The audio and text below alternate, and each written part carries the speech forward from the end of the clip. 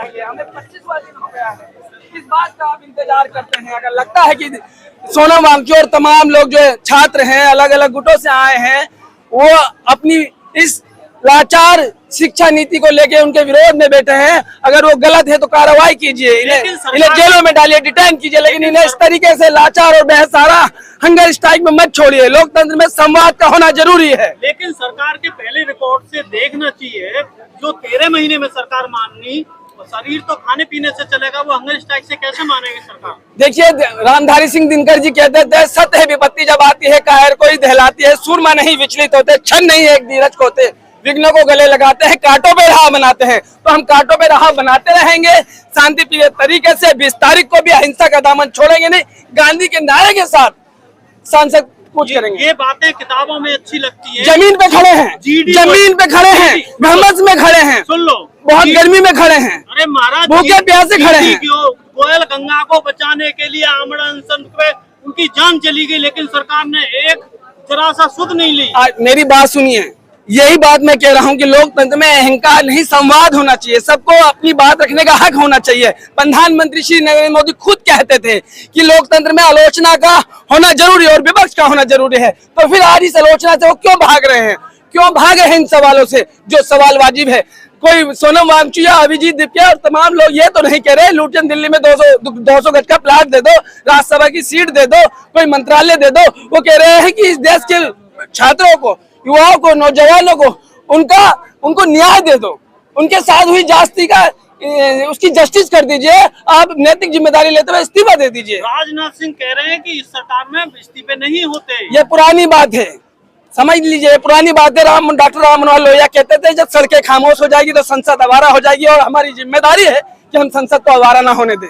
BJP के अध्यक्ष कह रहे हैं कि हमारे कार्यकर्ता निपट लेंगे कॉकरोच जनता पार्टी के लोगों से। तो ये बात हिंसा को बढ़ावा देती है। जिस तरीके से भारतीय जनता पार्टी इतनी बड़ी पार्टी होने के बाद इतनी छोटी बात कर रही है, उसके बड़े लीडर इतनी छोटी बात कर रहे हैं, नहीं करनी चाहिए। मैं बार बार कहता हूं, लोकतंत्र में असहमति कोई अपराध नहीं है, सबको अपनी बात रखने का अधिकार है। आप उससे सहमत हो या ना हो, लेकिन आपको टेबल पर आके बात करने में कोई बुराई नहीं है, और ना ये कोई आपसे जमीन जायदाद मांग रहे हैं।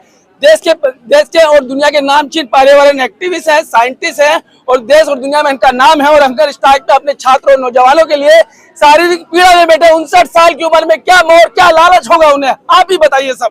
मैं आप ही से पूछना चाहता हूँ, सभी दर्शकों से, क्या सोनम वांगचुक जी को क्या लोभ और क्या लालच होगा, क्या मोह होगा इस उम्र में? वो देश के नौजवानों के लिए हंगर स्ट्राइक कर रहे हैं।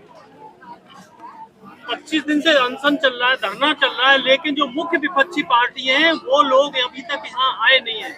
हमें राजनीति ना घसीटो, ये जन आंदोलन है, ये इस देश के नौजवानों का आंदोलन है, किसानों का आंदोलन है, श्रमिकों का आंदोलन है। मैं इसलिए कह रहा हूँ कि बच्चे सबके होते हैं और सपने सब देखते हैं, सभी चाहते हैं छोटी या बड़ी संख्या में हमारे बच्चे हायर एजुकेशन पे जाए, नीट या जी में या IIT में जाए, तो तमन्ना सबकी होती है, तो आंदोलन सबका है। आप कह रहे हैं राजनीति में ना घसीटें, लेकिन ये सरकार